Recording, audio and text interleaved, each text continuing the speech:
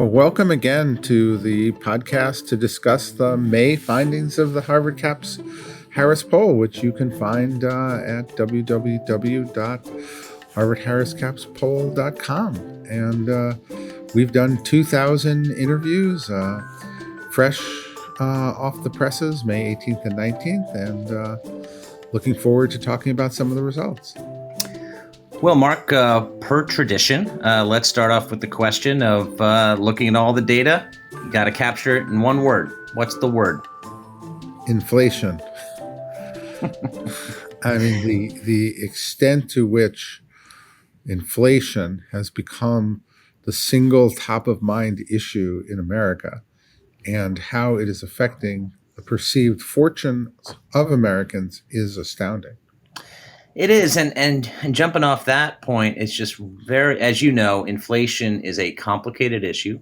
The Fed is involved heavily. It's not like you can just pass a bill and have a magic wand. A lot of things you can actually solve through passing legislation, but inflation is not one of them. And only 16% of the people you polled think that inflation will taper off. The rest, 40% think it'll basically stay the same, and the 44% will get higher. And then basically half the country thinks we're headed for a recession in the next year. Those two issues, I mean, we're talking about, presidents don't like when people like us are talking about inflation and recession. Has Biden hit rock bottom? I thought in prior polls he had hit rock bottom, but these numbers are actually worse than the last one a little bit. Well, Biden is at 41% approval in our poll, really unchanged from the previous month.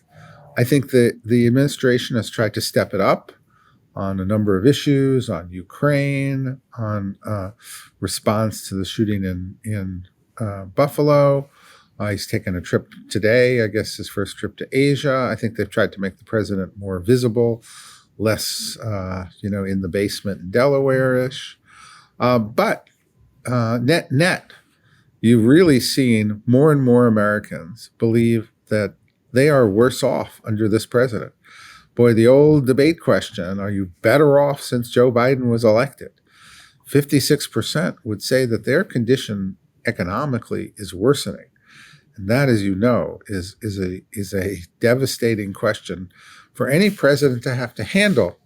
So I think that his numbers have not hit rock bottom, that in fact they can go considerably lower if inflation doesn't start to cool off. Because inflation is also something that most voters under 60, unless they lived in Argentina during these years, really have no experience with. It's a brand new experience of suddenly going to the pump and finding gas prices up 30, 40%, or going to the store and finding a chicken costs, 30% more. This is not something they have had in their entire lives. And consequently, I think people are looking at this and they're saying, oh my God, Biden is responsible.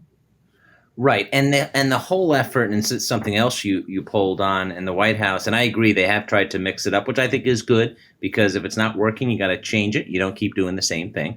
I've noticed that Biden's a little bit off the teleprompter at recent events. That also has some dangers with Joe Biden. But along those lines on inflation, the White House has really gone after Vladimir Putin. And called it a Putin hike, gas hike, and inflation, and blaming a lot of the stuff. But in reality, Mark, as you know, this certainly have not been helped by the Russia invasion of Ukraine. But they were there before, and now they've gotten worse. And your poll shows that most are still blaming Biden. 1 in 4 blaming Putin. I think 47% blaming Biden. So that campaign is not working. Do you think it ever had a chance to work? Because people, you can't fool people. Well, I think it didn't have a chance to work in the context of the rest of the administration policy.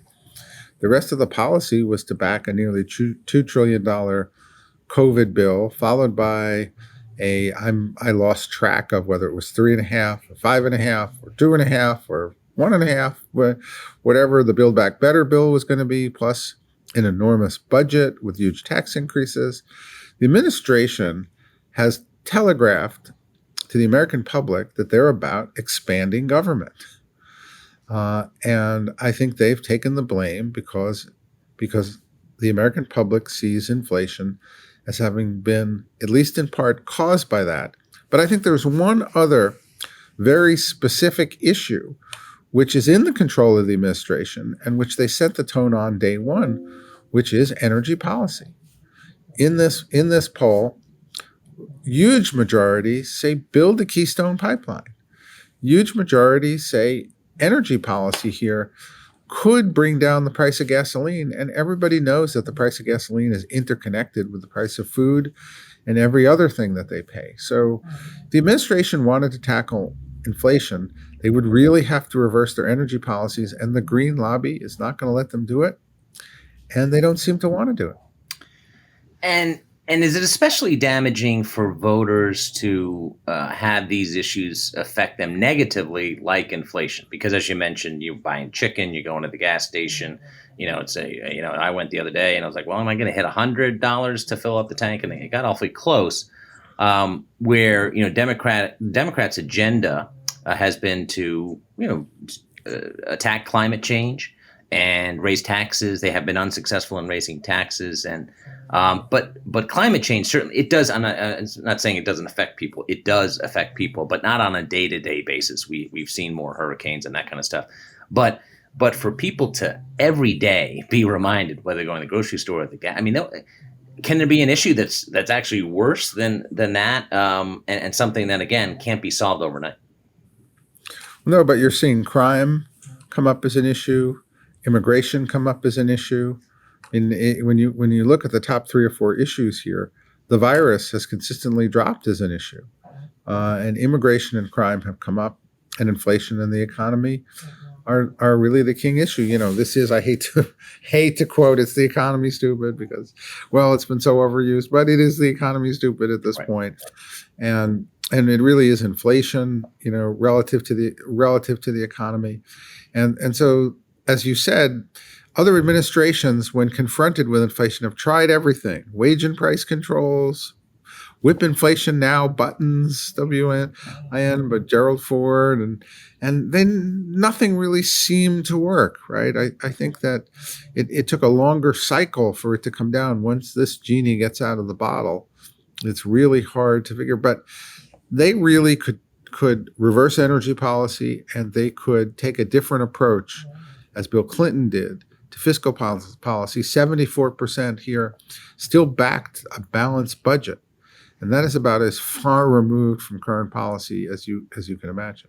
Yeah, people don't talk about the balanced budget, even though it is very, very popular. And I was also struck, when you had in 2020, when the pandemic was just starting, it was really dark and people didn't know, and there was a lot of fear about the virus. There was still a lot of optimism. And as you've said, the United States is an optimistic country. But have you seen polling this bad as far as people being more pessimistic than optimistic? It's not it's 41-38, but still, when generally people like to be optimistic, those numbers are bad too.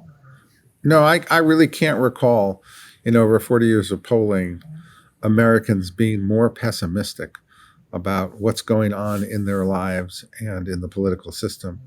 Right now, none of the political leaders have anything close to a majority support on either the Democratic or the Republican side. Uh-huh. And that says this is a public that wants somebody new. They tried a fresh approach with Trump, but now they want a fresh approach from Trump as well. Not in this month's poll, but in last month's poll, we had a question: if Biden runs against Trump, would you vote for an independent? And normally I expected about 30% to say that. 58% said that. So the public wants new leadership, and that's a clear message because the problems have gotten too great. And along those lines, Trump is underwater. He's -7 as far as approval and disapproval. Biden -11. Ron DeSantis, governor of Florida, is +6. And he's going to have to make a decision about running. And you talk to Republicans around the country, they still, most of them still like Trump, but a lot of them are. I've talked to, they're intrigued by DeSantis, and but his numbers, head to head are still Trump has the advantage, 41-12. But the other interesting thing is if Trump doesn't run, DeSantis is at 23 and in the poll position number one. Pence, who has much higher name ID, is 8 points behind. Those numbers indicate that exactly what you said is that voters like fresh faces, and obviously that's bad news for Joe Biden too. Well, absolutely. I think of the various figures, DeSantis is the one with a positive image, despite getting into very direct fights and controversies with the administration, with the masking community, with the media, with the media, yeah. and he comes out on top, right? So I think that he's very much able to show that you can be scrappy, still be well liked. We'll see how he does in his governor's reelection. If he wins by a really strong margin, I think he's going to say, well, maybe he should take on Trump. I think that Trump by now knows that he's the only serious contender. Tim Scott also has a positive. Mm-hmm. I mean, the two logical contenders here, Tim Scott and Ron DeSantis, are held back by whether or not Trump is going to run. And Trump, if Biden is going to run, it's probably going to figure, well, I could probably beat Biden the second time. So that the more it's Biden and not a new Democrat, the more I think it pushes Trump to hang in there for a rematch. And he says, well, look, I'm even younger than he is. So, but where America wants to go, it wants to go in a direction of new leadership. And again, I think it's getting somewhat, pessimistic about everything. As you know, Democrats not fond of the president, former president, and they really are going to do everything they can to prevent him from becoming president again. Your data show that Trump is beating Biden by 3, 45-42, and Harris by 7. A lot of Democrats I talked to, number one, they're filled with angst, and especially about 2022 and 2024.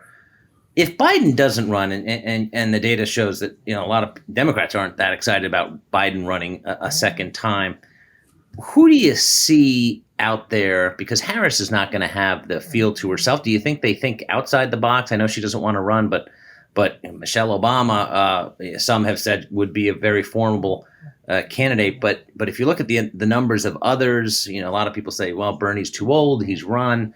Elizabeth Warren's already run. But clearly, both Warren and Biden, Warren and Sanders are thinking about running if Biden does not. Yeah, I think that the Democratic primary process would have to create a leader or a winner here. I don't think there's any natural winner here. I've always felt that if Biden doesn't run, that Harris will be hard to beat no matter what the numbers show, because the vice president gets the numbers, gets the machinery of the Democratic Party once these midterms are over. Of course, Biden has not been very cooperative with Harris. So I don't know what the true state of internal affairs really is in the White House in terms of turning that over, because the president really controls the party at this point. So there's a lot of unknowns in the Democrat. There's no natural person in the Republican Party. The natural people are Trump, and if not Trump, then DeSantis, unless he's derailed in some way. And Scott having a strong image as I think a backup to that. And I think in the Democratic Party, though, I've never seen a president with such low support for reelection. I've never seen a vice president with such low support. So maybe the natural event will happen, whether the vice president was Mondale or Biden or Hubert Humphrey. They always got the nomination in the Democratic Party. Maybe that will just be the way it is. But other than that, there could be quite a fight. And this time the progressives could win. They're winning some of these midterm primaries. And you could have a Democratic Party that almost mirrors the Labor Party, that goes from having won on the basis of a third way, just as the Labor Party had won, abandon that move to the left, and then be beaten by a more moderate Republican Party that moves to cover the center. Although